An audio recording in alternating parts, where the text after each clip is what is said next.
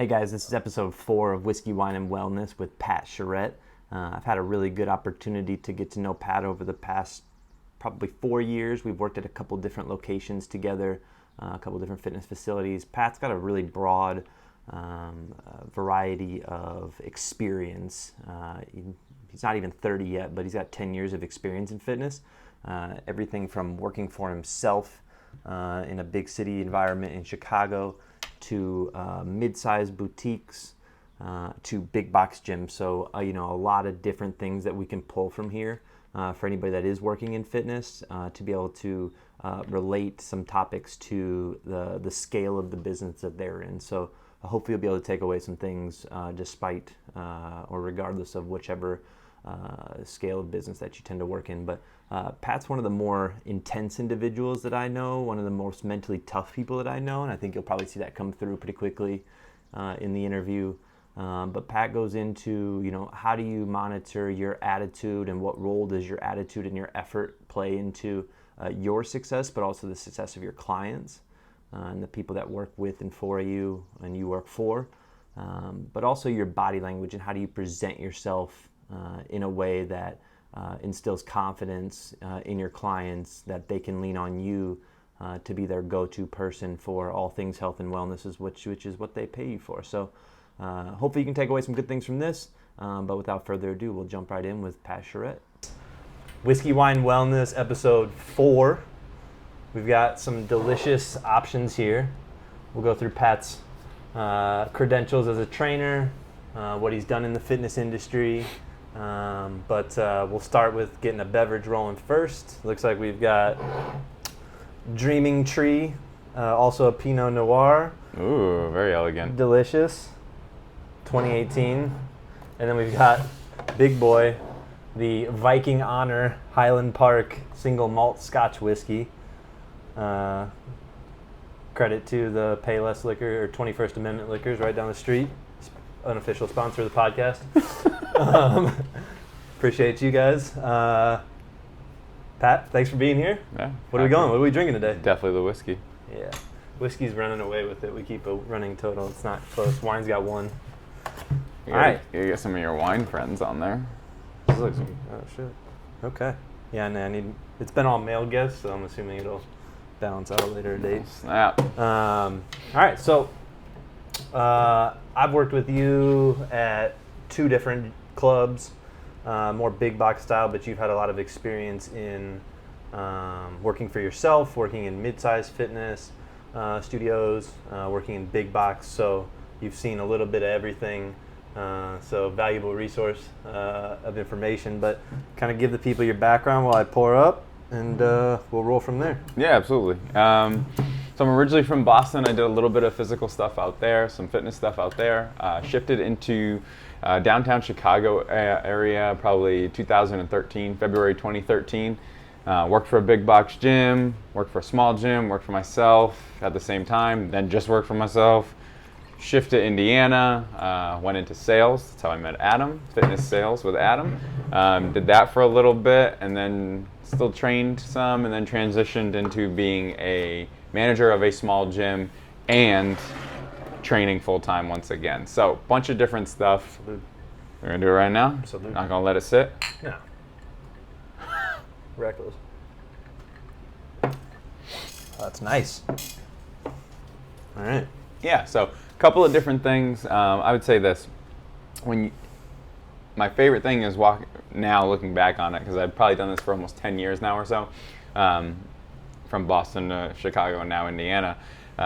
When you're walking into a big box gym, if you have the right mindset, then you're able to learn so much, because I knew nothing when I went there. And the main thing I learned was, one, I had a great boss. And he, in Chicago, and he just taught me how to not be so bookish. So, we can talk about like the number one flaw that a trainer is going to have, right? Is they're going to want to be in that NSCA or the ACSM book. That's what they're going to hold to, because that's what they know. But having the people skills and being able to relate to the person in front of you, especially in a consultation, the boss I had in Chicago laid the groundwork for that, and I had no idea how important that was. But yeah, that's probably little bit of a rant right there, but that was definitely the one thing. If you're a new trainer, new person into the fitness industry, and you walk into a big box gym, if you have the right mindset, you can learn a lot. Did you start? You started box gym, or you started on your own? I started in a big box. It was called FFC in downtown Chicago. Okay. And it was 19 trainers when I showed up, and they were the gym was successful. We know that the gym does not make money on PT.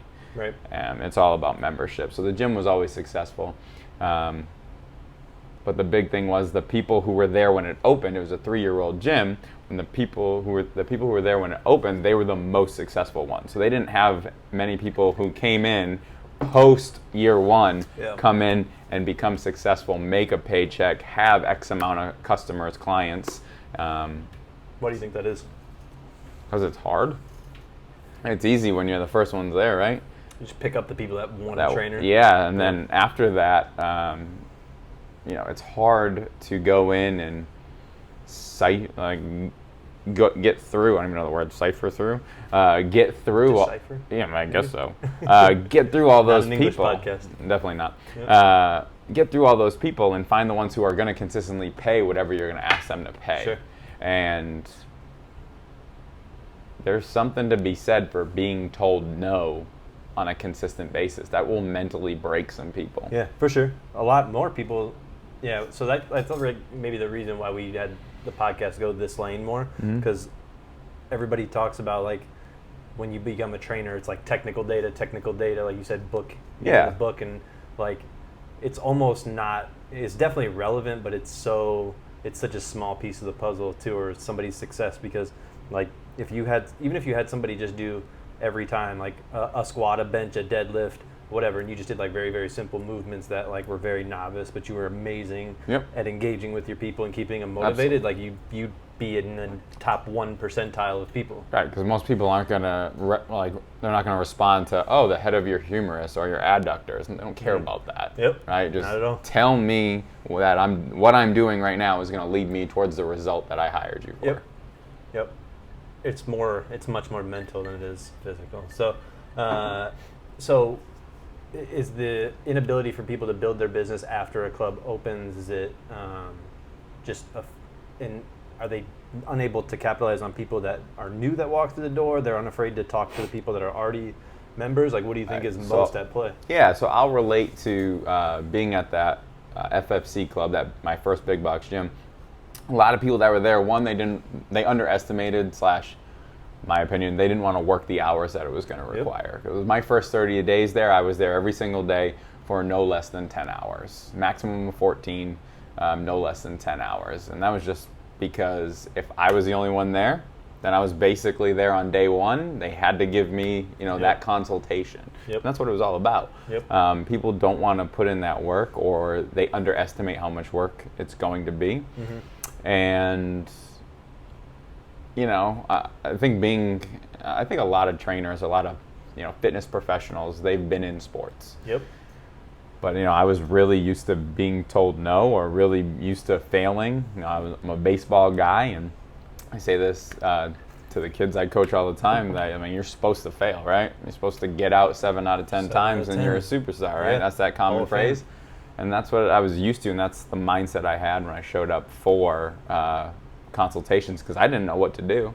All I was doing was being friendly and then saying, well, here's our options if you want to train with me.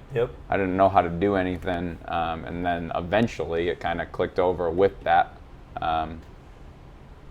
personal training boss I had at the time. The crazy part is, I think that if everybody just did that, was friendly, and then said, and actually all you actually had to say was, if you do you want to train with me? And if you just said that, again, you'd already be, just throwing random numbers, but you'd be so far ahead, because people don't ask for.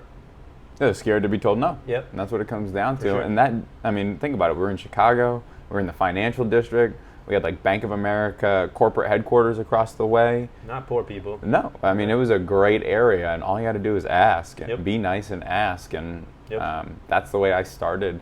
And I had no idea how to, future pace in a sale or anything like that. Evolution.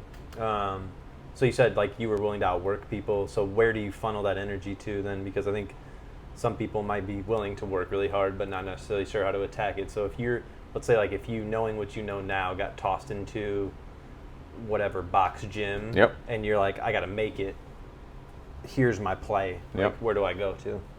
Besides knocking the microphone thing off. Yeah. So where would I channel most of my energy towards? Yeah, like what would be your play? Like how would you build your book of business in the most efficient way possible? Knowing that you might not only just get new people that come in, like you got to be able to figure out how to get in touch with people that are already members. Right. You know. So it's a political game, right? In a big box gym, like Yep. we've experienced before. Yep. That's my opinion. So obviously, Yeah.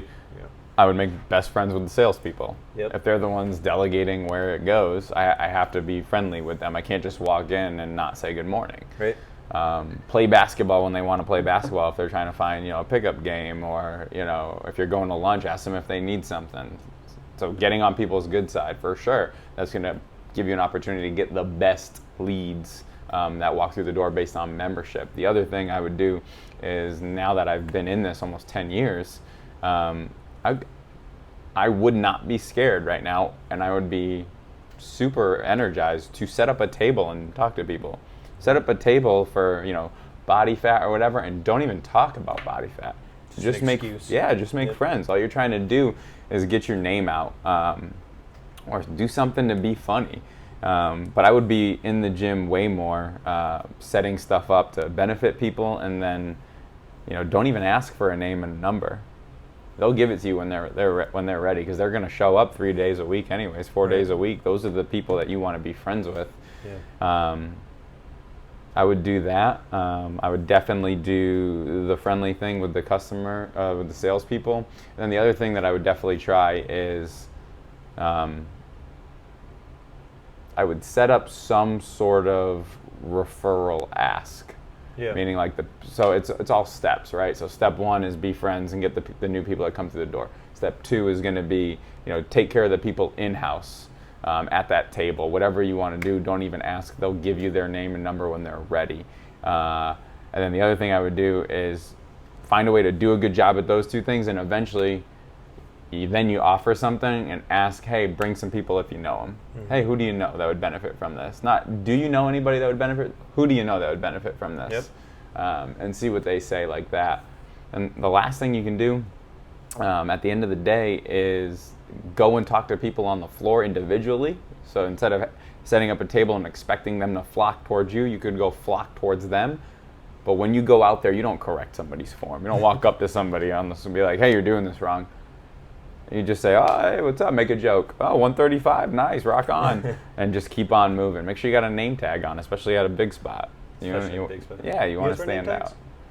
No. No? We do not wear name tags at our small I would spot. assume everybody knows who you are at that point, though. For sure. Especially you. But yeah, I think that's a good way to take care of the new people, take care of the people in-house, be able to ask for referrals, and yeah, I think at a big box gym that would be good. I don't think you need to try to reach out to like inactive customers. That should be the salesperson. It's like a Hail Mary. Yeah, I feel like for that's sure. also like a Hail Mary. Like, you're just trying to catch them on a day that they're extra motivated, and they will likely regress to. I think I did that at LA one day. I made 50 phone calls. Yep. Got 2 people Shout in. out JJ. Hope you see this one day. 50 phone calls, 2 consults, 1 $500 a month purchase. That's what it takes. That's why people don't succeed at that, because those are the numbers that it takes. But that number, if you did that every day for the box gym, though, is getting paid. Yeah. Like the entity that you work for is getting paid. For sure. Yeah, it's a great business model if you. But if you made 4, say we worked at LA still, and you made 3 or 4, $400 sales a week, right? But 1,200 up, that's what, $2,000. I mean, that's pretty decent. Yeah, oh yeah. That's $6,000 roughly. Yep. Because you're talking about total contract, not Invoice, monthly. Yeah. Yeah, that's pretty decent. Yep. For sure. Consistently. All right. So what do you think? Contract versus no contract? What do you like as a? Because a lot of places, I think some places still use it. I don't think many places still do use it, but For sure. obviously, like the argument on the side of the the entity that you work for is obviously steady revenue coming in, and it holds the client accountable to sticking with it, in theory. But I don't think there's a lot of stuff that you necessarily, maybe your phone, but not a lot of stuff that you pay, like, and you guarantee you're going to continue to pay over a long period of time, hundreds of dollars. So, like, what do you like? So I think you can do. I think I like both of them. Okay. It's the cop-out answer, right? So Perfect. Yeah. So Typical Pat. you got two things. Well, you can offer both of them and let them pick. If it's a sales situation, you want them to be, you've always said this when we work together, you want them to be in a comfortable buying position the entire time. As soon as it feels like a battle and not a dance, you're screwed. So offer them month to month. Month to month obviously has to be a higher monthly than what the contract would be, right? So you offer them month to month, and you give them the phrase, you give the customer the phrase of, we're here to earn your business every single month. As soon as you feel like we're not, we can have a discussion about how to pivot, or you can just walk away totally clean and just say, I failed. So that is, no strings attached.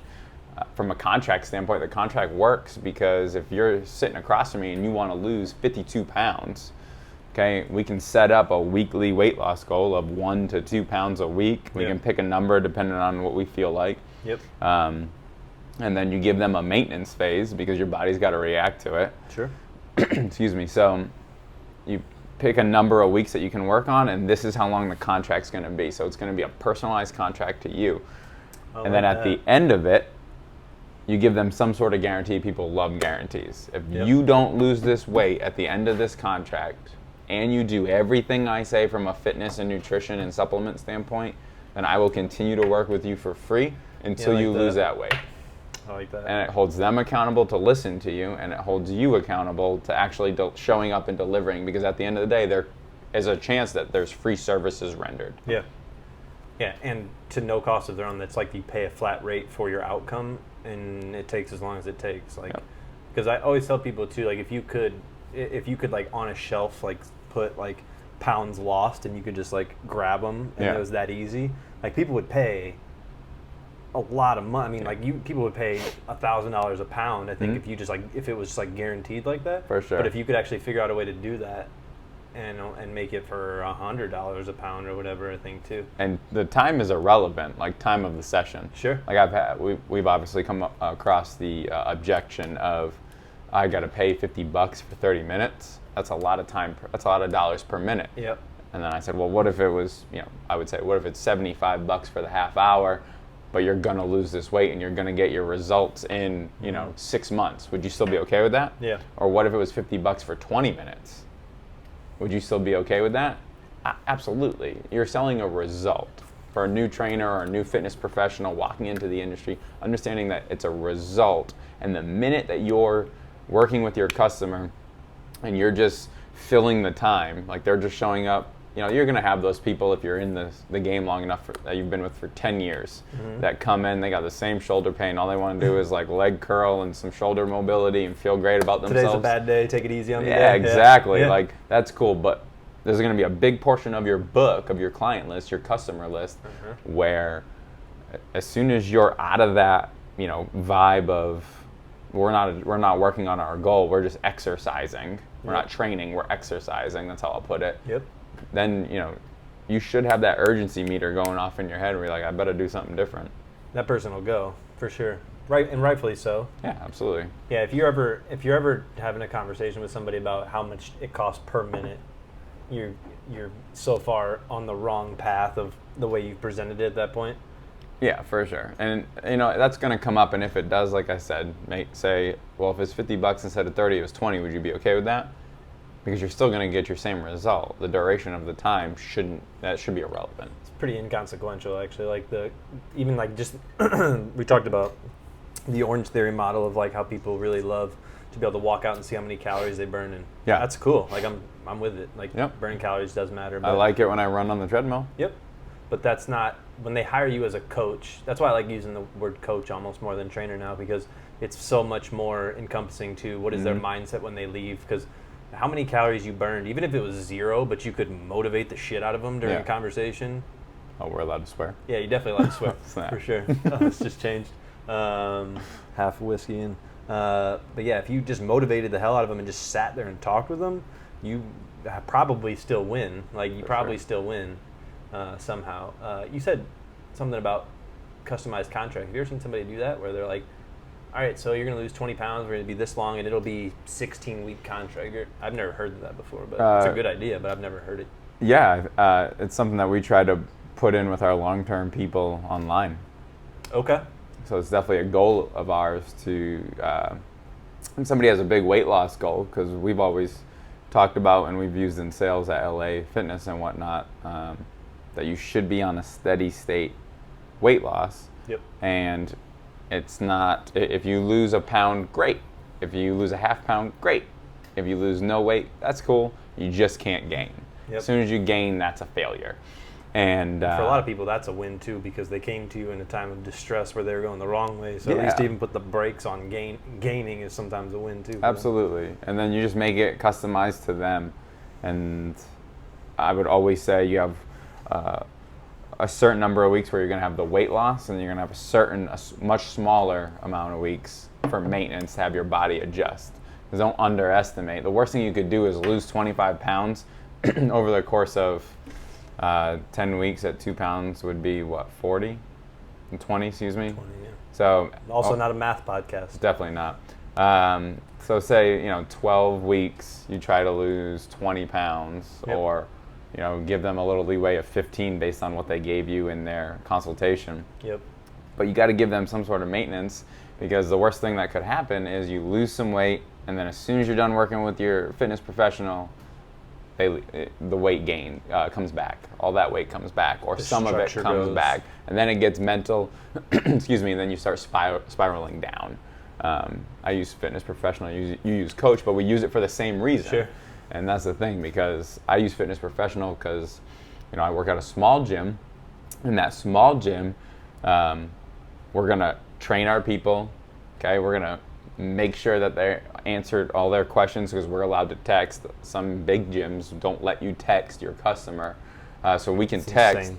So we're training, we're texting, and then we're fielding any questions based off of lifestyle, because in a small community, which is what we're in Zionsville, Indiana, in a small community, they're like, hey, I'm going to, and they'll name a local thing that everybody knows that what you're going to do. I'm going to go to street dance in Zionsville, and I'm going to, eat Street this. dance? Yeah. That's the thing? Yeah. I Okay. forget why they do it. Don't get mad at me, people. But I forget why they do it. But it's Yep. just like a big thing out on Main Street, because they have that brick road on Main Street. And Beautiful down there. tons of people go out there, obviously, and they're just like, hey, I'm going to do this. I don't want to live my life and be like, oh, I should eat a salad tonight during street dance and stuff. So, there's a lot to it. It's being a professional, not just a trainer. There's so much more outside of those 30 minutes of exercise. Yep. I think that's a lot of why I wanted to do this podcast this way, so you could see people that were like, people probably assume that guys like you and I would be like that person that does eat a salad and stays in his house, but like, yeah, we can go smoke a cigar and have a couple of drinks too. Like, that's For sure. You can still do that. It's the 80-20 rule. Yeah. I say that to people all the time. People who see me on Facebook, every single morning, I post my scale. I use a scale that gives me weight, BMI, body fat, visceral fat, water, and a bunch of other things. I think it's like 12 things total. And people are like, oh my gosh, what are you doing? You must be doing this all day. Yeah, but it's 80-20, right? 80% of the time be doing the correct things, and 20% of the time, go fuck off. Fuck off. Yeah, that's exactly what I was thinking too. That's real, for sure.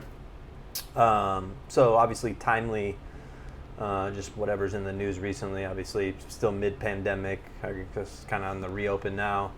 A lot of talk about the safety of going back to a gym. Mhm. Obviously there's a continuum of studio to big box and the Yeah. risk associated with that. So like, where do you see fitness going over the next maybe 90 days? So like the immediate recovery. And then maybe where do you see fitness progress to, and what does it look like from a coach's perspective and maybe a client's perspective over maybe say the next 18 months? Because I think obviously they're different answers probably, but where do you see it going? What thrives, what fails? Like, where do you see it?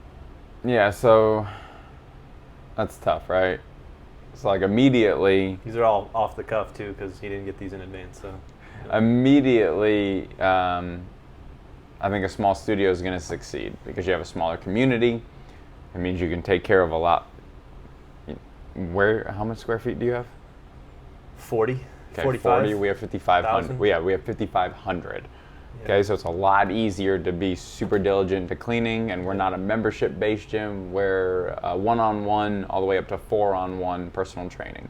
So we can space out in that 5,500 square feet and feel confident about our cleaning. You guys don't do a ton of small group either, right? Not a ton? No, we do medium amount for sure. Definitely medium. Oh, really? Okay. Yeah, definitely medium. We do a lot of one-on-one. We have some classes, and like we call it T2, so team of two. Okay. That's pretty popular. Okay. That's cool. Yeah, the small group thing is thriving from a kid's standpoint. Okay. So we have different people who do different things, whether it's sport related or gender related. So small group strength for females, or baseball small group, stuff like that. Maybe an interesting way I should have maybe asked this was see your pie chart of what your business is now. What do you think that pie chart will look like? It's a lot of one-on-one. Do you think it'll be similar? Do you think it'll shift to more one-on-one? No, I think it'll be the same. Okay. Because, again, being small studio, yep, you can space out. We've always worked in zones, and that zone can be bigger than 6 feet by a lot of means. And then you take that area, and you can easily put 2 people, and then a trainer with a mask moving. And people will always have the option. We don't mandate masks for customers by any means. You guys do, I would assume, that? Yes, as a worker, we are mandated to wear masks in the state of Indiana. Okay. So shows that I'm not working. So I think the studio definitely has the benefit. Yep. Obviously, it's more in your control. Intimate, yeah. The membership and your style. I don't know if it's gonna take a huge hit. It's just me guessing, right? Because we don't have enough info on it. But I think the people who want to go deadlift 500 pounds are going to go. Yeah, but I think the interesting part about it is the people that I end up working with, because while, yes, I'm at a big box gym, I'm not working with that person, though. So from the company I work for may not take that big of a hit from membership, but I don't work with a ton of these older women or anything, but I'll say Ben works with, a lot of his 55, 6-year-old women. I'm not convinced that they're going to come back right away. Yeah. Well, if they do, if you can convince them to come back, if you're lucky enough to have the group of people, meaning that they'll listen to you, yep, and if you have the skills to keep them mentally calm to walk through the door, then what I would do is I would say, hey, you come in on Mondays and Fridays. On Mondays, we're going to do shoulder mobility and legs. Okay? For example, for 30 minutes. You'll probably do something else. Throwing it out there. Yeah. We're going to do these 2 things. And what we're going to do is we're going to stay in this 12-foot area in our, how big is your gym? 40 to 45,000 square feet. Yeah. We're going to stay in this 10 square foot area and use these 5 or 6 machines and limit the potential of touching too much stuff. Yeah. And that's what I would do, and I would try to mentally ease them or keep them calm so they do come back in for the exercise, and try to give them that satisfaction of this is what we're going to touch. We're not going to go from the hammer strength over here all the way to the superset with the lat pull. Exactly. We're not going to go from one end to the other. I think that could be beneficial. Yeah. But again, you have to be skillful enough, and you have to be lucky enough that your people will listen to you. Yeah. It'd be people that you've got a long enough relationship with that they trust you. I personally would not walk into like an LA Fitness right now and swipe my card and go in and work out. No. Just because I'm not even fearful of the virus. Right. I just don't want to go in and deal with it. I think it would be putting myself not in a situation to succeed. There's more bad that can come out of it than good. Risk, yeah. It's very unnecessary. So I wouldn't do it. Right. Now, how other people feel, I don't know. A lot of those places are still closed, right? Is LA Fitness back open? I think they're open now. It is June 20th, I believe. Can't even tell. I think I drove by one the other day, and there was like 5 cars there. I hope that's not open. The interesting part too, despite the people being most at risk, are some, because that's like the baby boomers, a lot of them, like those are the people that are most at risk, right? Mm-hmm. Like they're in 60 to 70-year-old range, I guess, right? totally making that up. I don't know if that's true or not, but those people are most at risk, but they're like the most defiant people too, and they are the people that are most pissed about being told that they can't go do something. So those people, I've gotten actually a lot of feedback, 'cause that is a group that I train a lot, like 45, 55-year-old, something like that. Oh yeah. Those people They're are pissed. They do not like being told what to do. We got a group of cowboys that I call they're ready to them. come back. Yeah, they'll come in all gung ho, shooting from the hip. Yep. And there's nothing wrong with that. It's okay. It's your call. I mean, it should be your call. For sure. So Don't get political. No, I'm not getting political. But it should be their call to come in if they want to 100%. come in and not wear a mask. If we're open and they want to pay a membership, and every place, especially gyms, are so I don't want to use the word anal, but like so focused on cleaning that it is almost over the top. It's almost over the top at how much cleaning that they need to that they do. Yeah, for sure. Almost for the optics. It almost makes you uncomfortable. Yeah. Like, oh shit, we're gonna do this you, much cleaning? Yeah. Like our protocol right now is when we open will be the whole club gets cleaned once an hour, I believe. Yeah. Which is a lot, 40 whatever thousand square feet, which is a lot every hour. And then 1 hour is an all club full clean. So like every hour it's like a 10-minute or 5-minute like once over, and then maybe 1 to 2 or 2 to 3 or something. It's every member of the team cleans for a full hour, and if you're a coach, you spray down before and after use of each piece of equipment. So like, and I'm all for keeping people safe. Obviously, like there's no reason to put unnecessary risk, but it's a lot. It's a lot, and it's going to slow down the process a lot. Yeah. And I think a lot of the big issue necessarily isn't even like the touching surfaces thing. A lot of it they said is touching the floor, because air droplets come out and settle on the floor. But it's being in a closed space with a lot of people with shitty ventilation. Yeah, for sure. That it's definitely the issue. inside thing with, like you said, bad ventilation. I'd say at our studio, we're 5,500 square feet. Okay. You wish you were. Oh, 5,500. Yeah, we're 5,500 square feet. Yep. And according to the state of Indiana's algorithm, we can have 42 people in there safely at one time. Okay. Okay, with 6 full-time trainers. Yep. Well, technically like 4 or 5 and 2 part-time trainers, but they're full-time. Hope they don't see this. With 6 or 7 trainers under that roof in a zone which is just bigger than 6 feet, meaning we got plenty of space. Yep. Okay, we do not have 42 people. Not Okay, say everybody works at one time. Okay, and we'll say everybody's doing a team of 2 at one time. That's 7 trainers, and then 2 times 7 is 14, so 14 plus 7 is 21. Yep. And you got 2 people stretching and two people on the treadmill doing some cardio. Yeah, doing some cardio post or pre. That tops us out at 25. Yeah. So in one roof, under one roof, we can stay spread out. And the good thing about us being that small and a studio base, the weather's been gorgeous the past month, right? Yeah. We've had the door open, the front door and the back door open, so we've had fresh air coming through. It just makes people feel more comfortable. Does it do anything? I don't really know. But it makes people feel more comfortable, and that's half the battle. Is, For sure.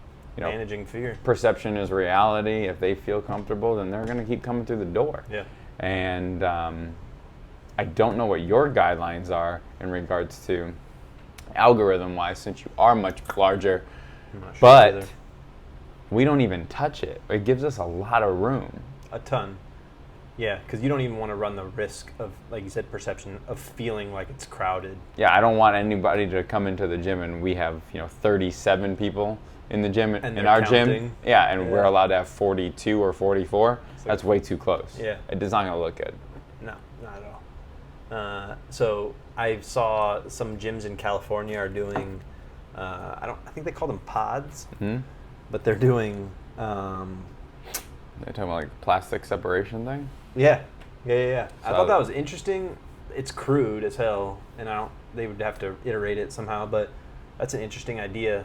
Or they also are doing a lot of, like the bigger country clubs are doing you call in your app reserve your time, Yeah. and you try and do it as like a group and kind of keep that group consistent, at least until we have a better picture of what this process is going to look like and what you can do in a gym or not. So meaning like you and two of your buddies and their spouses, you're like, all right, guys, we've all been together. Let's go work out at the same time.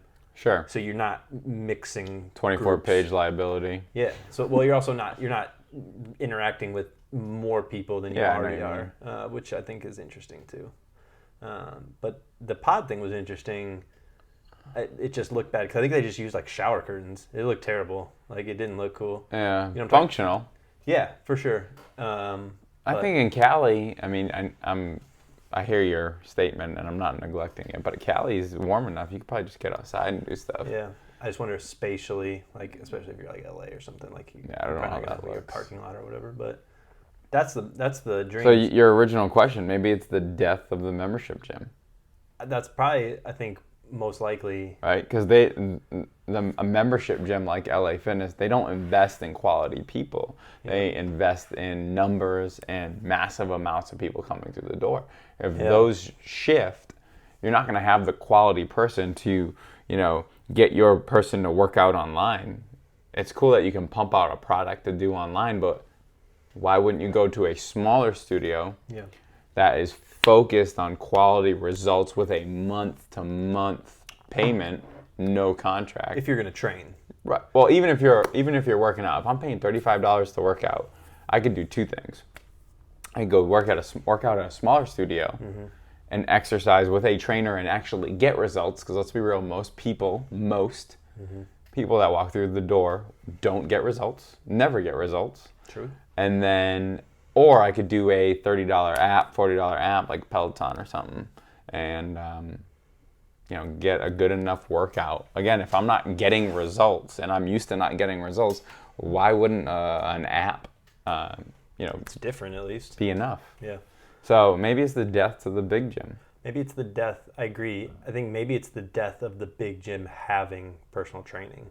Maybe they just go all in on just like, we got a front desk person and some janitors and whatever, and because that'd be great for us because we could use some more quality trainers. Right, and I think the people that I don't know if you know this, but LA Fitness pays like $6 a half to start. It's not great. Hi, JJ. I don't, because you'd just be able to go bare bones. Because there's certain people, like, if you didn't work in fitness and you were just you, like you might be a person that would go get a membership to like an LA or a Lifetime. Probably not right now, but like that's where you might normally work out for, because you're just like, I just need a place to go 3 days a week. Yeah. And I'll pay $35 a month, whatever. Yep.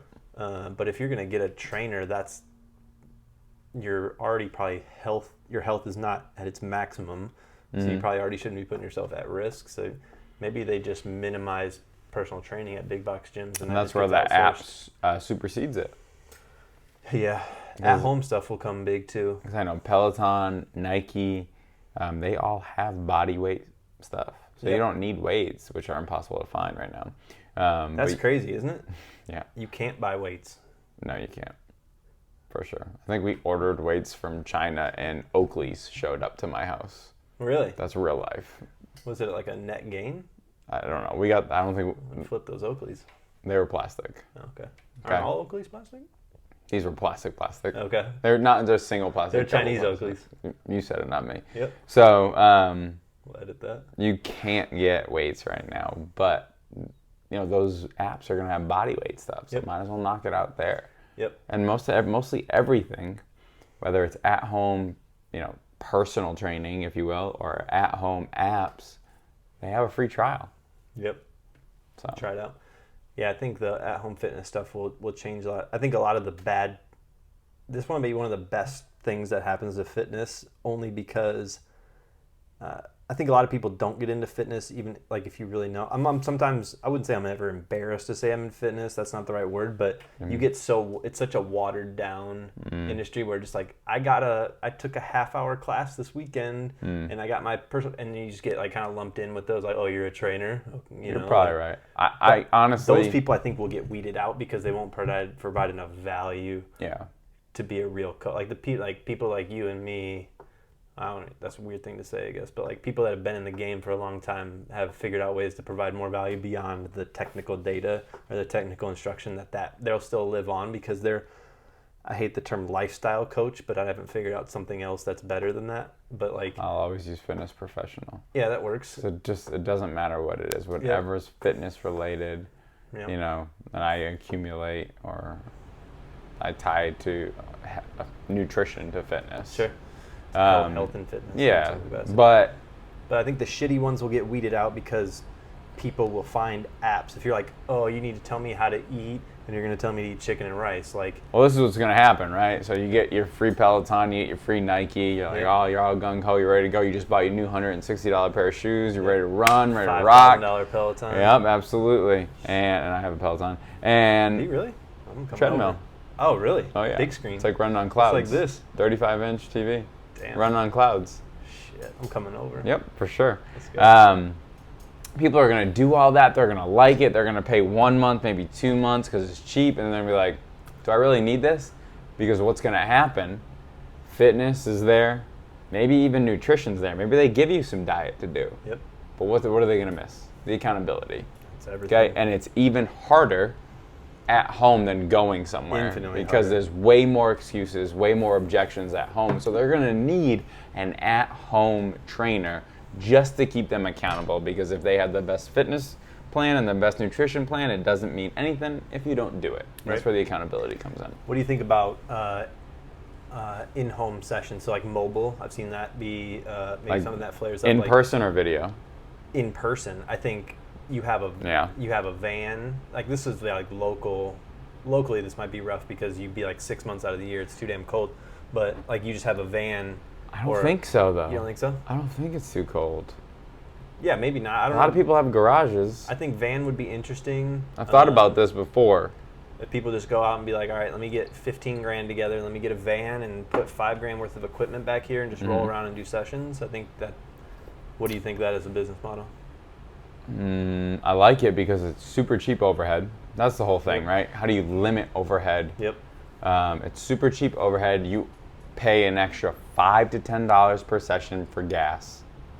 I did it at 1.5. So in business, I call this mock business to see what the numbers look like. I just do it at one. It's right there. 1.5 times a session because it's like travel time, and I think the convenience factor, people will pay that.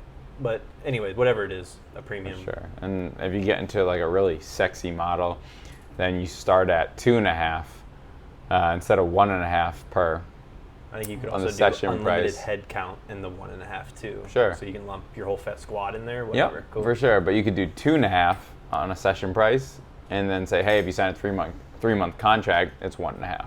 There you go. Because three months is Smooth. It's comfortable. Yeah. 90 days is comfortable. I'm gonna do this for 90 days. Yep. But once you start getting into the year stuff, then you're like, oh my gosh, 12 calendar months. Yep. But you could do, hey, we could do month to month at 2.5, then 1.5 at 90 days. That's what I offer.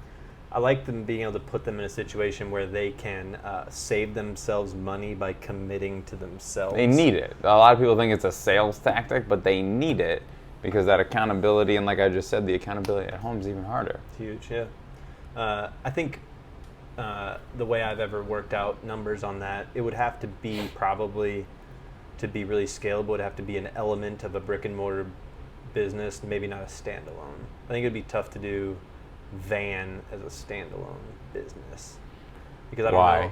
Because I think a lot of people value I can get away from home and go to a gym. I don't know if you're going to have enough people that are going to want to work out at home. Because I think a lot of people that want to work out at home or are capable of working out at home well, they are already in probably pretty good shape. I don't know. That's just where I've wrapped my head around it. I think it would be an amazing element to a brick and mortar business.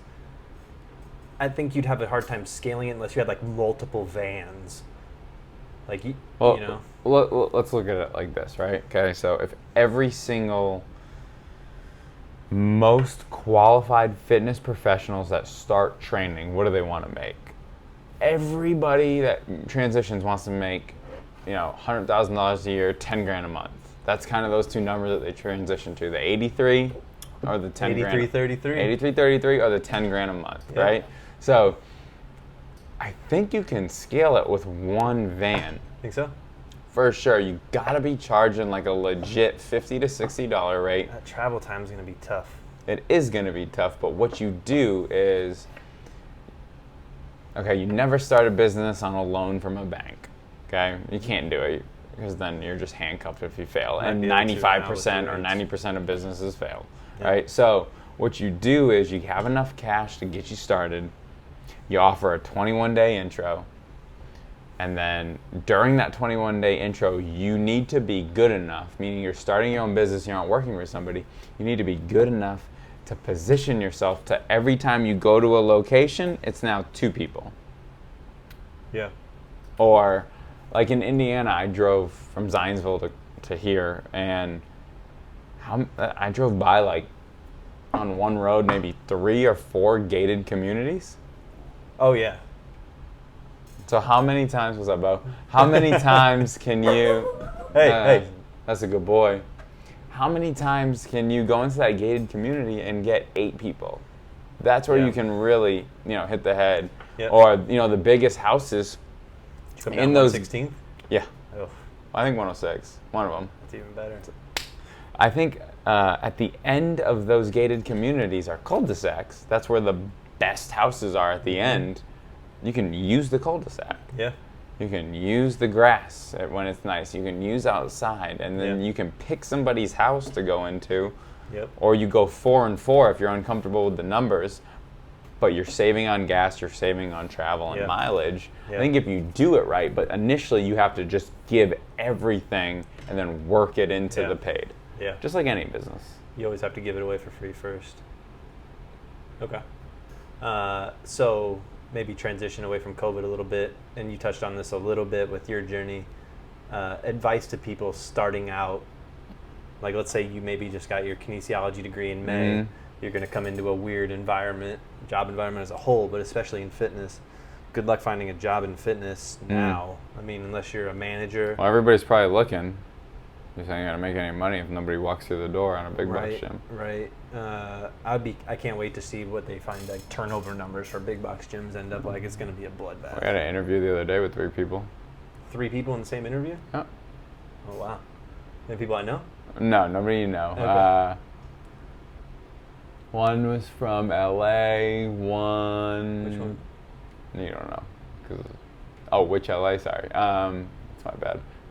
The one over by the Aldi in Zionsville, whatever road that is. 106. Okay. It's Carmel West, I think. Yep. I worked at that one for 2 years. Yeah, I remember. Yep.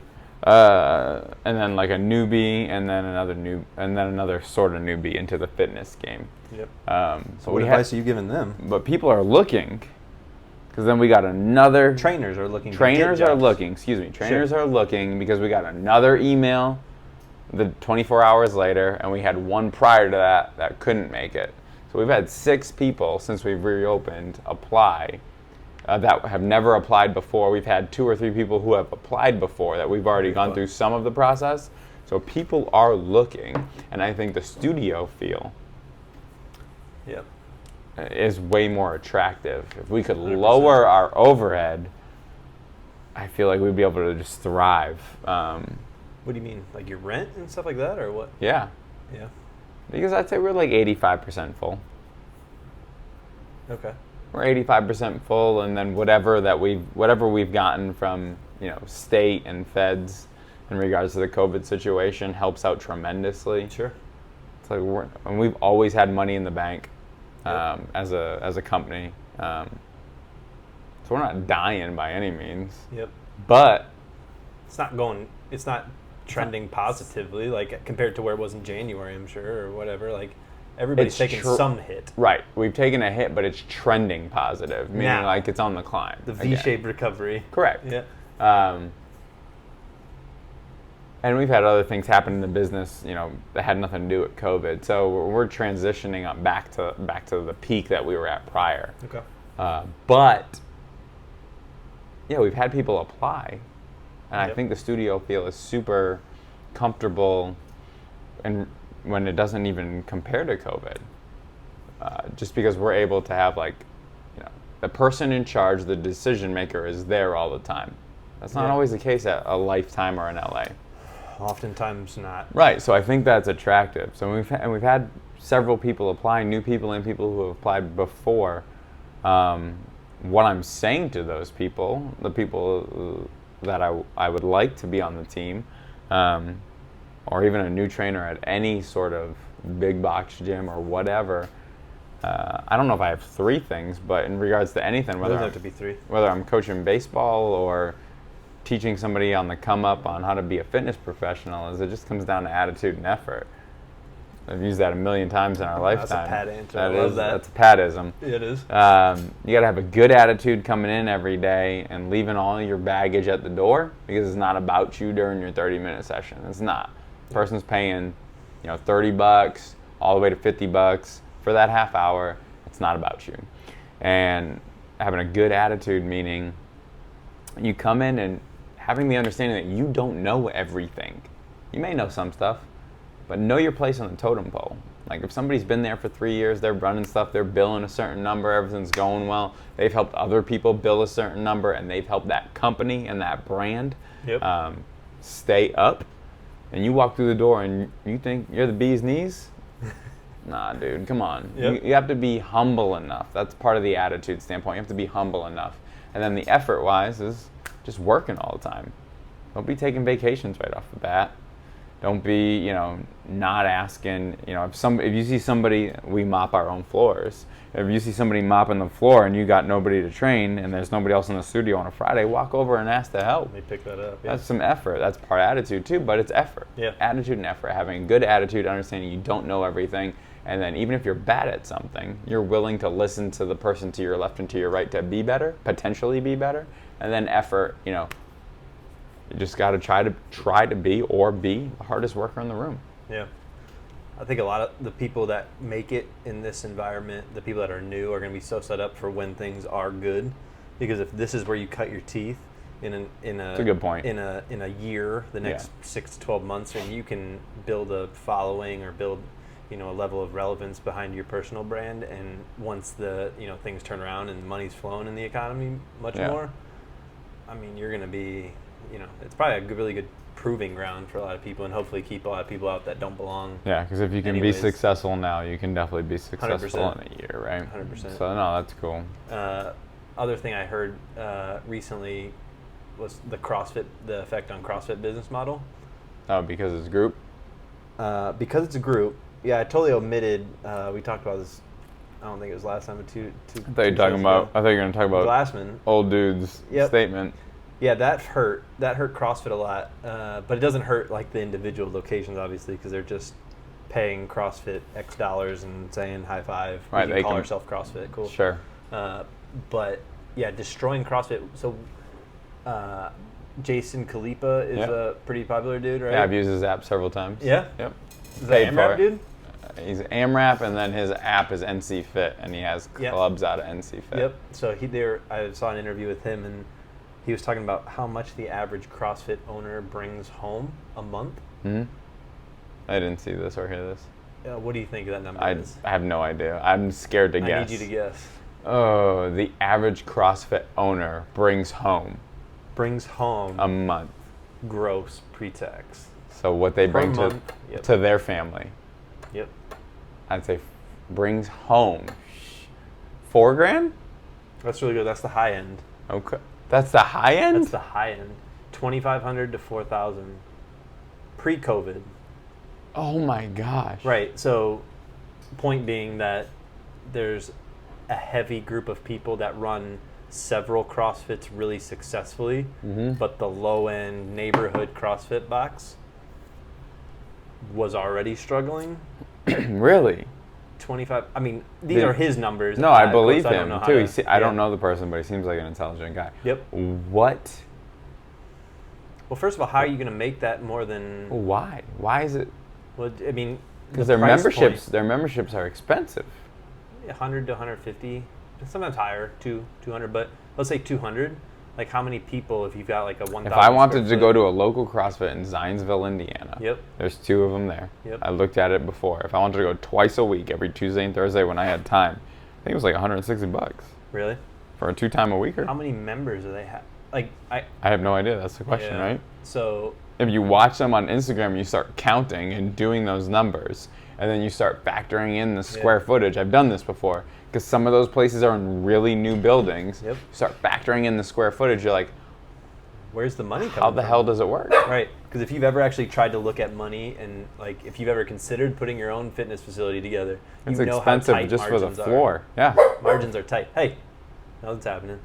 Margins are tight already, and especially if you go post-COVID CrossFit box, like you're gonna have a massacre.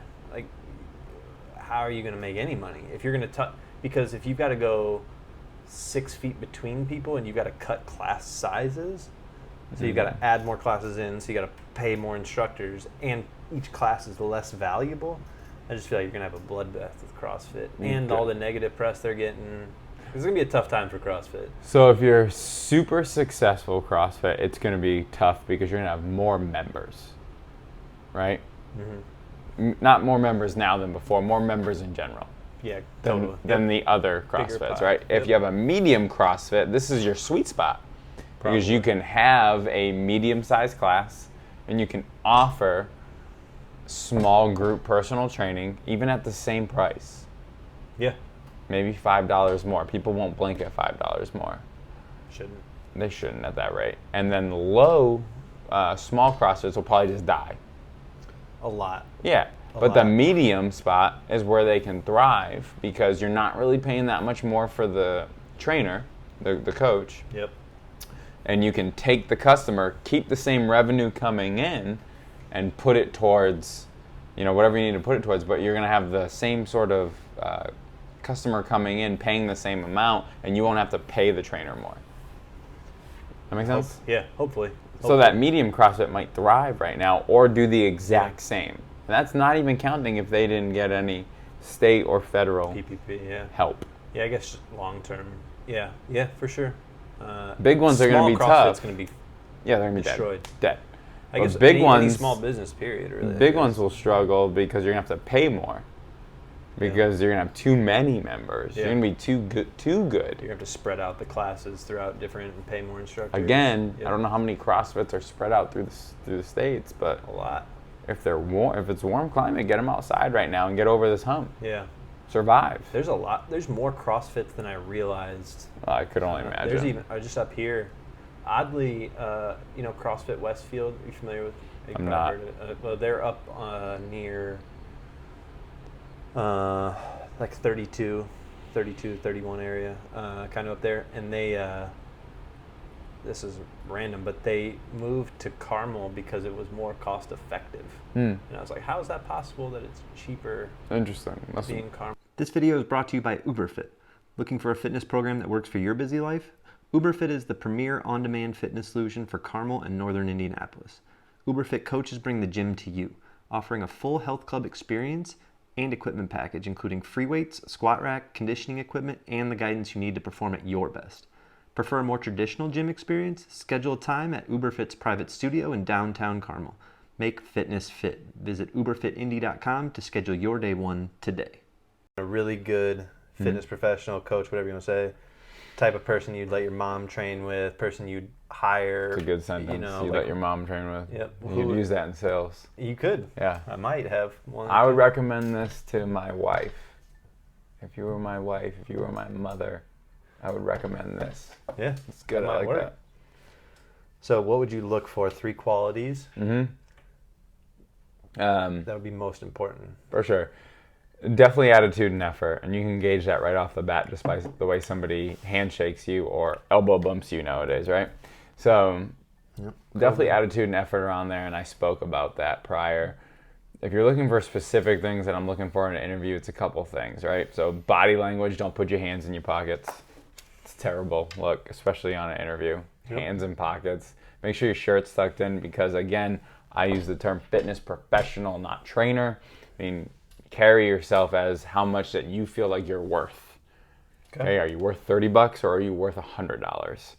And the other thing is, from a trainer standpoint, a fitness professional, a trainer, because you're training in this instance. Yep. It's going to be body language, and if you ever go into an interview and you have to train somebody, because our interview process is we do a phone interview. If we like you, we bring you in and you train somebody.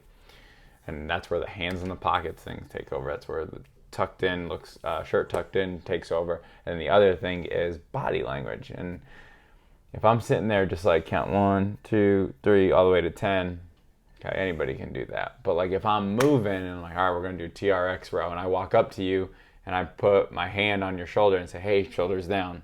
And then we go over to a split squat, and okay, a split squat. Now I get on a knee and I'm on the opposite side. So I go from left to right in movement. It just looks like you're engaged. Yep. So body language, I think would be the last one for that for sure. To attitude and effort, you'd separate. Attitude and effort is everything. Okay. Attitude, effort, and body language? Attitude and effort you need for body language. Attitude and effort you need for everything. Yep. A couple things I wouldn't do in the interview is not have my shirt tucked in and not have my hands in my pockets. Sure. But body language, will kind of overcome all those. Okay. For sure. Because if you're engaged or look like you're engaged in the session, everyone's going to love you. For sure. It's just energy, pure energy. Yep. And people need it. Energy, people think that like, okay, I got to be rah-rah. No, that's not cool. That's not true. You don't have to be rah-rah, because if you're It's not required. It's not. But if you're doing 10 sessions a day or 12 sessions a day for 5 days a week, that's going to catch up with you. But if you're engaged in making sure everything's shoulders are set, make sure the knee drops down, weights in the front, heel, you're on your back toe, your hips are square for balance, then you're in a good situation. Yeah. The interesting part when we go through these and we see everybody's answers, nobody, and this was as expected because we haven't really talked with anybody that's like new, so it'll be interesting to see what their answers are for that. But we've asked everybody what are their 3 traits that they would look for. Not one person has outlined knowledge, because it's such like you said, it's a book. You can tell somebody like how many sets and reps and weight and all that stuff. Like nobody has said knowledge. Well, obviously a certain level of knowledge is required. If you've done it long, functional. If you've done it long enough, you know if somebody has knowledge. Yep. But nobody has said that knowledge has been. No. That's a good point. It's interesting. One of my favorite answers. You can get it off Safari. Yeah. Chrome, probably. But, because it's 2020.